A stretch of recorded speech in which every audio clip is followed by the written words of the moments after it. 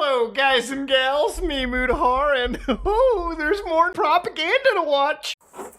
Alright, so today we're looking at the Flycolor 20x20 ESC and flight controller stack, sorry. That's the total stack. So, there's the thing. Goes in that way. Nice USB-C port on the side there. Couple of gummies. Fits, all the fits you could need to make an ESC go. Now we'll give it some little measurements, we'll measure the wires as well. Got our analog calipers, as usual fam, everything we do analog these days, okay? You listen to your grandpappy. Oh, come here boy, listen to your grandpappy. Okay, what's that? 10 mil? Can't read. It's analog, it's hard to read. 1 centimeter. Bro, is that only a fucking 10 milli? It's a 10 milli stack, boys. Bro, is that even on 9, fam? 9 mil stack? Wait, we'll measure to the top and the bottom of the screws. There we go. So top and the bottom of the screws is 18, 17, that's 17. So if you take off that bottom screw even more, it's like 16 mil fam. You get a 16 milli, they gave us 60 mil battery cable. 60 millis. Measure the cap. I don't usually measure the cap, I don't really care. But 18 mil cap fam. On that way, the length and the fatness. How fat is that? 11 milli on the cap fam. Alright, ESC plug, FC plug. Oh, it's a one-way plug too, I think. Oh, nah fam. Clever. It's the reversey plug. It's the old reversey old pluggy old. So you won't never plug in backwards. That's nice. And that bad boy is approximately 37 mil on that one. It's 37 mil. Okie dokie. Alright, do you want me to measure these? Oh yeah, well we'll get this measurement, which is about 12. And then we'll measure this.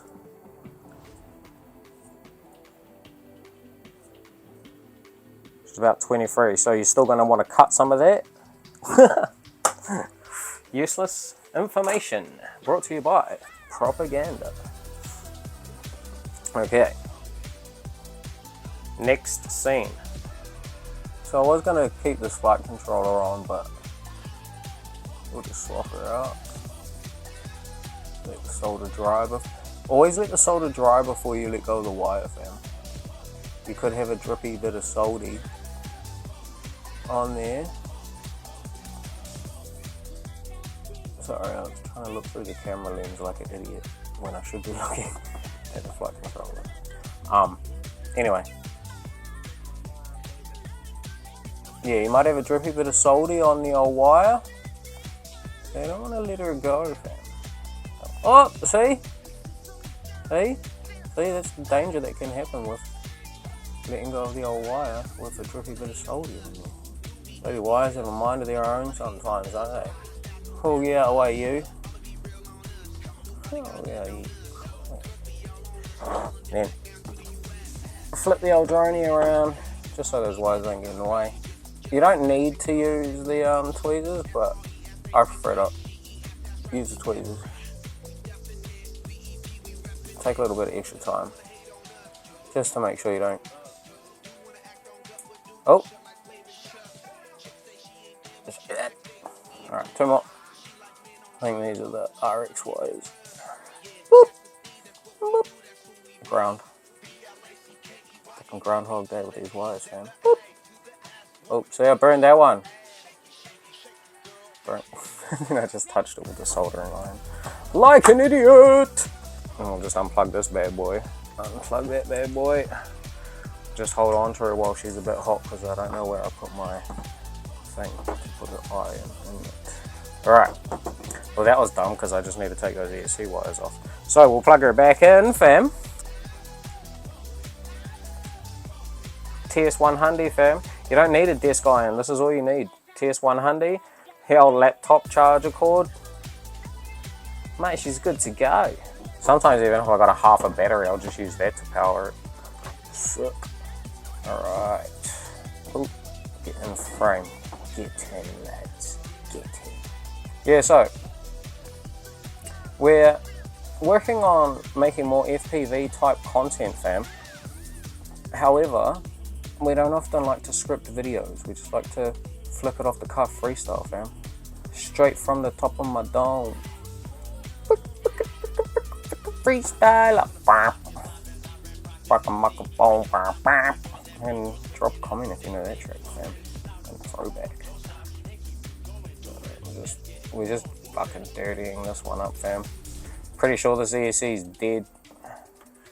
So, if you watched my last video, or even this video, I was probably talking about how you can fly freestyle with 2020s.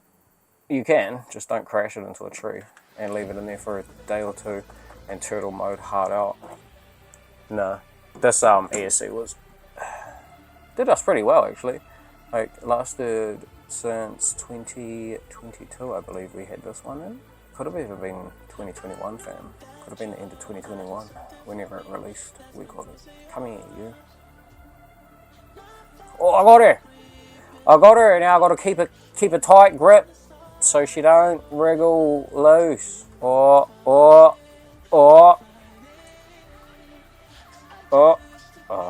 The XT6 is in the way anyway. Okay, so I think there's our problem there, fam. You can actually maybe kind of see it. Get off.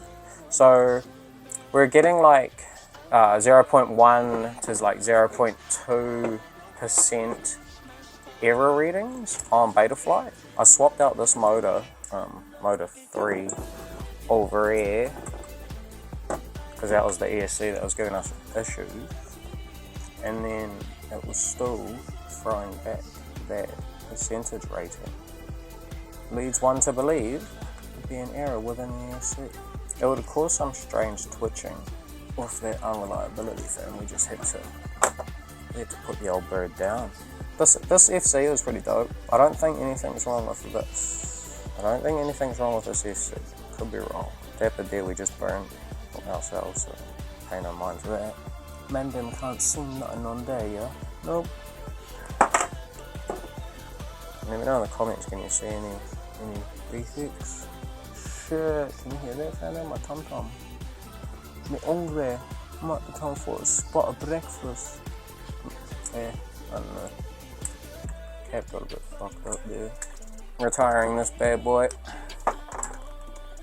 And I'm gonna drop in that other stack. Alright, so now we'll get the Flycolor stack in. So first off, start with the ESC and we'll get the battery pads tinned up. The most fun job out of building a drone, fam, is tinning your negative battery pad.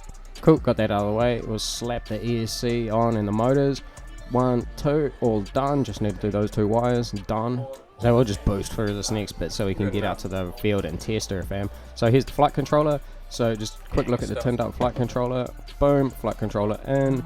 If you didn't see the list earlier, this flight controller is feature packed, fam, and my most excited feature that I'm keen to try is the MPU 6500 gyro. But yeah, nice USB-C, 5 UARTs, dedicated HD port. It's got 2 VTX in for analog, if you know, depending if you mount yours in the front or the rear. It's got about 4 9-volt outputs and like 4 5-volt outputs. Buzzer, LED, all of that good stuff. So now that we had the flight controller installed, time to go to the park and do some spangity spang. Okay, so here we are at the park locale, testing as a new build, and so instantly the Flycolor is very different from the regular flight controller that I like to use. Immediately the flight feel is very different. I believe it is a difference between the gyroscope, the MPU 6000 on the Rush flight controller, and on this one is the MPU 6500. Both of the drone have been set up exactly the same, so it is my belief that it's just the gyroscope they leave to the different flight feel. The PIND is all set up the same. I believe the parameters for the coding of this flight controller is very different. That's why it leads to some different flight feel. Normally, when we do the testing, we like to ensure that we fly the drone very fast, like how we would normally fly, and we like to do some spangy spang around the park. Alright fam, I can't do it anymore. So here we are testing out the Flycolor FC. Typically we like to fly around the park doing a little bit of spang and stuff that we would normally do in a full flight, and we noticed a couple of things instantly off the bat, that the gyroscope tends to hold lines better when you crash or clip little things on the way. So as we were going over the top of the tree branches earlier, we clipped the trees and the drone held its line very nicely, and there was a couple of other instances where I clipped the top of a branch as I was coming underneath it, and instead of just sucking it straight up into the branch like docking it, the drone just kept going. The gyroscope also just feels way more locked in. I know that's not a real metric, but if you actually look on a real scientific scale, on the metric of locked in versus not locked in, you'd tend to prefer flight controllers on the more locked in side of the scale. Another really noticeable feature about this flight controller stack is the price point. So I think New Zealand dollars it was $229 full price, and then I think it's like $120 USD or something like that. $129 at TBS. So for all of those features, the amp rating and amp output, the up-to-date specs on the flight controller, that's pretty decent, I reckon. I don't know. As usual, we always test with dinged up props as well, and we probably there's a few crashes in this pack, so the props get a little bit more dinged up, so there's a little indication on how well the flight controller handles flight with a few crashes. Filtering was left at standard, and after 2 packs the motors came down like semi-warm. So with that, we'll bring it back to the bench, adjust the filters slightly, and likely increase or decrease the P&D here and there. But yeah, in terms of the build, it was pretty straightforward. With the additional amount of solder pads, it was quite easy to put the thing together. There are no plugs on this other than the ESC plug, so I actually prefer to have all solder pads just for the sake, for longevity. Your plugs usually will last maybe sort of like 2 to 3 months of hard flying and stuff like that, depending on where you crash. And if you're consistently rebuilding or fixing your drone, that just adds to the wear and tear on those plugs. So I like to have solder pads and just full solder the wire, fam. It only takes like a minute or so, it's not that long.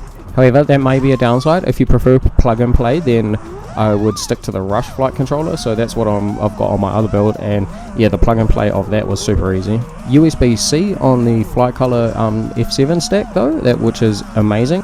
That old USB connection, fam, those USB cords would always break and fail. So USB-C is very nice. You should have a million of them if you're using GoPros. Does DJI Action give you a USB-C? I think so, I don't know. BL Heli 32 installed on the ESC. ESC setup was super straightforward. I was able to chuck on our ESC tone, chuck the Rickroll song on this one as well, fam. So if you watch any of our future videos, prepare to get Rickrolled by the drone. Slapped up the PWM frequency to by RPM, dropped it all the way down to 24K at the low point so that we get that nice low throttle resolution. Dropped air mode down to 4.3 as usual, fam, and that gives us that insane hang time. But the gyro, back to the gyro, fam. So I noticed that when you clip things with this gyro, it doesn't freak out as much. It tends to hold the line a little bit more. So you can actually bonk things a little bit better without freaking your drone out. So I'm going to do a little bit more bonky bonks in our future of flying. We like to do tree bonks and stuff, but we stopped doing a whole bunch of them because sometimes the drone will just freak out too much and it wasn't reliable to keep the flow going. Okay, now that the props are getting even more sufficiently dinged up, that's even better indication for how well the flight controller handles it. We just like to ensure that there isn't going to be any little sort of spazzes out when we're flying and stuff like that, and that the drone is still going to be reliable. We'll do some more bonks and stuff in some upcoming flight packs and see how the drone likes to react to those. But yeah, fam, F7 Flycolor stack is going to be the go-to one for this, so I'm contemplating whether or not to change out the Rush stack or potentially build another drone and just go full Flycolor for the year. But yeah, fam, that's the new build.